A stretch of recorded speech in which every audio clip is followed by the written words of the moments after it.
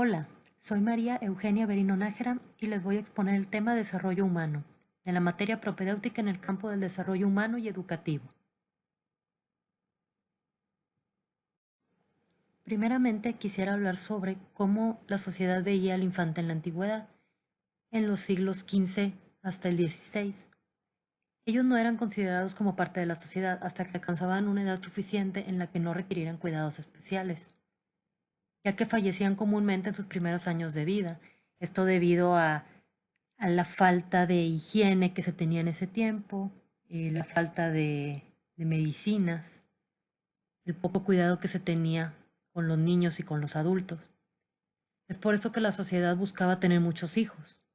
La mujer era valorada por el número de hijos que tenía y los niños eran juzgados y castigados como adultos, inclusive los llegaban a ahorcar, porque no consideraban que no tenían una capacidad de raciocinio igual que la de los adultos. Entonces los castigaban de igual manera. Era tal el grado de que eran poco valorados que si robaban un niño no era delito. Hasta 1815 se consideró un delito. Antes de eso, inclusive, a los niños, cuando se los robaban, los juzgaban de acuerdo a lo que traía el niño consigo. Los castigaban por la ropa que se había robado del niño, no tanto por robar al niño en sí. Y los hijos se veían como un aspecto económico, porque los buscaban para que heredaran los bienes familiares o continuar el oficio familiar, por lo que no se les tenía un gran afecto. No fue sino hasta el siglo XVII que se comenzó un cambio en la percepción de la infancia. Esto debido a diferentes aspectos, como el aspecto de la medicina, ya que los avances en ella permitieron una menor mortalidad en los niños y también en las madres al dar a luz. Por ejemplo, cuando se descubrió la penicilina. Otro aspecto fue el educativo, ya que se instauró la escuela obligatoria para todos los niños. Otro aspecto fue el aspecto del trabajo, ya que durante la revolución industrial los niños trabajaban en las fábricas en largas jornadas, lo que le ayudaba a su familia para tener un ingreso extra. No fue hasta el siglo XIX cuando las personas empezaron a luchar por los derechos de los niños y mejorar sus condiciones de vida. Aunque en la actualidad siguen existiendo en los países menos desarrollados niños que trabajan como adultos, y en los países desarrollados sigue existiendo el abuso y el maltrato hacia los niños. Con el transcurso de los siglos se fueron desarrollando estudios sistemáticos sobre el desarrollo infantil, ya que la sociedad empezó a interesarse más por ellos. En este caso, el autor Delval lo divide en tres tipos de estudios, que son las observaciones sobre sujetos excepcionales, que eran trabajos enfocados en infantes con cualidades inusuales para su edad, como los niños prodigio. En este caso mencionan el caso de Mozart, o niños que crecieron en situaciones excepcionales, como los niños aislados o salvajes. Un ejemplo de eso sería Víctor, el niño salvaje de Aveirón, el cual el médico Itard estudió su desarrollo después de que lo rescataron de un ambiente donde creció sin estar rodeado de personas. O también sujetos con deficiencias, como el caso de Helen Keller, que era sordomuda. También otro tipo de estudio fue de observaciones biográficas sobre sujetos normales.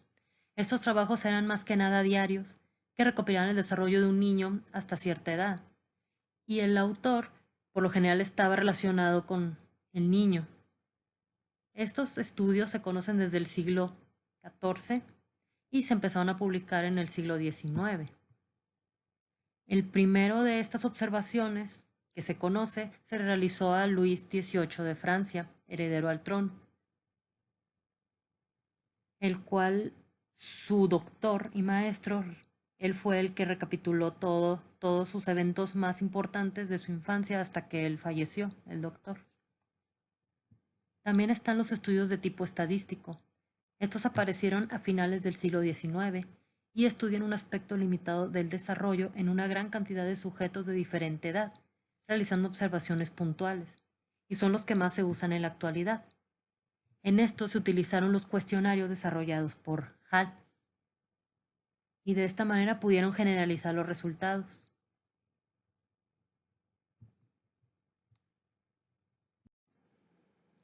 Los intereses que perseguían estos estudios pueden dividirse en educativos, médicos y filosóficos y científicos. Los estudios educativos se interesaban en las características de los niños para educarlos mejor.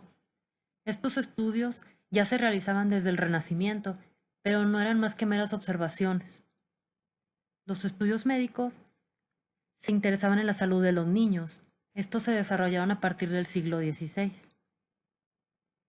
Y por otro lado, los estudios filosóficos y científicos se basaron en observaciones más sistemáticas y detalladas, buscando respuestas al origen del lenguaje, al origen del conocimiento y otras preocupaciones de tipo filosófico.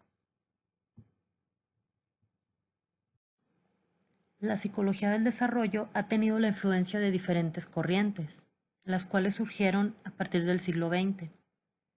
La primera de ellas es el darwinismo propuesto por Charles Darwin en su teoría de la selección natural.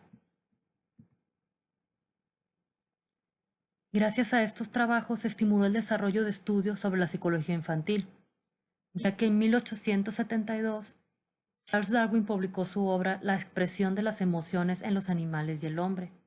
En esta obra incluye observaciones sobre el crecimiento de su hijo, que realizó 40 años antes. A partir de esto se generaron muchos estudios, como es el de William Preyer, fisiólogo alemán, que publicó el que consideran el primer estudio científico sobre el desarrollo infantil, llamado El alma del niño.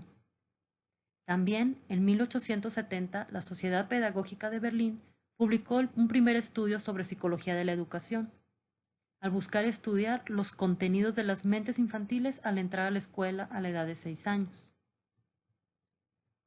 También Stanley Hall, en 1883, publicó los contenidos de las mentes infantiles.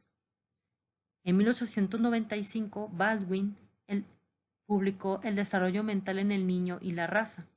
Y en 1897 publicó Interpretaciones sociales y éticas del desarrollo mental. Estos son importantes para el desarrollo de la psicología evolutiva. Otros hechos que afectaron el desarrollo de la psicología en el siglo XX son el movimiento psicoanalítico de Sigmund Freud y la extensión de la escolaridad obligatoria en diversos países, así como la introducción de los test mentales. También en 1879 se dio inicio a la psicología moderna, ya que Wilhelm Wundt estableció el primer laboratorio para la investigación psicológica en la Universidad de Leipzig, en Alemania. Todos los conceptos de desarrollo que han surgido han sido a raíz de las ciencias biológicas, como el de formación previa que propuso Leibniz en 1646. Este decía que el desarrollo era el desenvolvimiento de un organismo que ya estaba formado, el cual se conocía como homúnculos. En 1758, Wolff propuso que el desarrollo es un proceso de formación consecutiva, y este concepto se le conoció después como epigénesis. En la psicología del desarrollo contemporánea podemos definirla como la especialidad que estudia los cambios en la conducta durante el transcurso de la vida. Hubo otras teorías que influyeron en la psicología del desarrollo.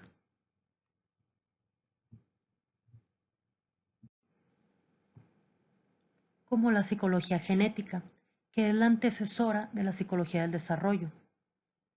Stanley Hall es conocido el padre de la psicología del desarrollo. Él fundó la primera revista científica sobre el tema, además de introducir a la psicología norteamericana el método de los cuestionarios, como mencionamos anteriormente. También sostuvo que el desarrollo del individuo, que se conoce como ontogénesis, repite las fases de la evolución del ser humano, conocida como filogénesis. También se puede mencionar la teoría freudiana, que es la teoría del psicoanálisis. Esta fue la primera teoría sistemática sobre el desarrollo de la personalidad y atribuyó una especial importancia a los primeros años del desarrollo humano. Esta teoría fue propuesta por Sigmund Freud, y él decía que el desarrollo del ser humano estaba clasificado por etapas, donde se resuelve un conflicto a la vez. Y si alguien no resolvía ese conflicto, quedaba fijado a esa etapa, y eso le afectaba en su etapa de adulto. Las etapas psicosexuales que Freud propone son la etapa oral, que es de los 0 a los 2 años, la cual dividió en los periodos oral pasivo y oral sádico, dependiendo de cómo se desarrollara el niño y de cómo confrontar el conflicto de esa etapa, era cómo él iba a comportarse en la etapa adulta. Después de esta menciona que sigue la etapa anal, que es cuando el niño empieza a caminar, la cual la dividió en el periodo anal retentivo y anal agresivo. Después la etapa fálica, que es de los 3 a los 5 años. El conflicto en esta etapa se conoce como complejo de Edipo para los niños y complejo de Electra para las niñas. Es en esta etapa cuando se da origen al superego, que Freud identifica como la conciencia y el ego ideal. El ID, que está presente desde el nacimiento, busca el placer. Y el tercer componente de la personalidad es el ego, que es el mediador entre el ID y el superego, y trabaja bajo el principio de realidad. Después de esta etapa sigue la etapa de latencia, que es durante la pubertad, y finalmente la etapa genital, que es cuando se consigue una madurez sexual. Por otro lado, Erik Erikson, además de tomar en cuenta la teoría de Freud, que cuenta con factores biológicos, también tomó antecedentes históricos y culturales del individuo, y así desarrolló su teoría psicosocial.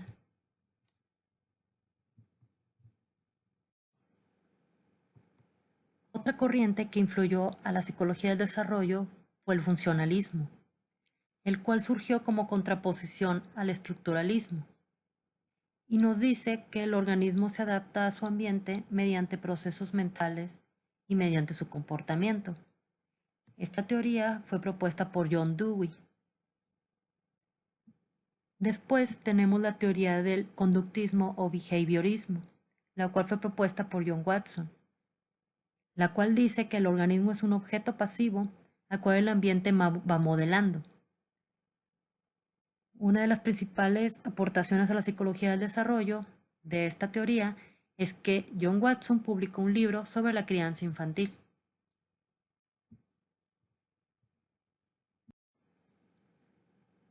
Otra de ellas es la teoría del aprendizaje social. Propuesta por Albert Bandura, propone que todo comportamiento es aprendido y la adquisición de la conducta se puede comparar como una cadena en la que se vincula un nuevo comportamiento con un comportamiento anterior. Él propone que el desarrollo es un proceso continuo y aditivo, y la primera conducta y personalidad social que tiene un niño se aprende a partir de la crianza que le den. Otra teoría muy importante es la epistemología genética. Esta la propone Jean Piaget y dice que las funciones que caracterizan a los organismos son las de organización y adaptación, y establece 4 periodos para este desarrollo. Identifica la etapa sensoriomotora, que se da a partir del nacimiento hasta los 2 años, la etapa preoperacional, que es de los 2 a los 7 años, la etapa de operaciones concretas se da de los 7 a los 11 años y la etapa de las operaciones formales de los 11 años en adelante. Como conclusión sobre este tema, puedo comentar que la psicología del desarrollo es relativamente nueva en la historia de la humanidad, ya que pasamos de infravalorar la infancia a considerarla una de las etapas más importantes del ser humano. Su estudio y adaptación a las necesidades actuales nos hace notar que seguimos aprendiendo sobre nuestro origen y sobre nuestro futuro. Aquí les dejo las referencias que utilicé para realizar este video. Muchas gracias.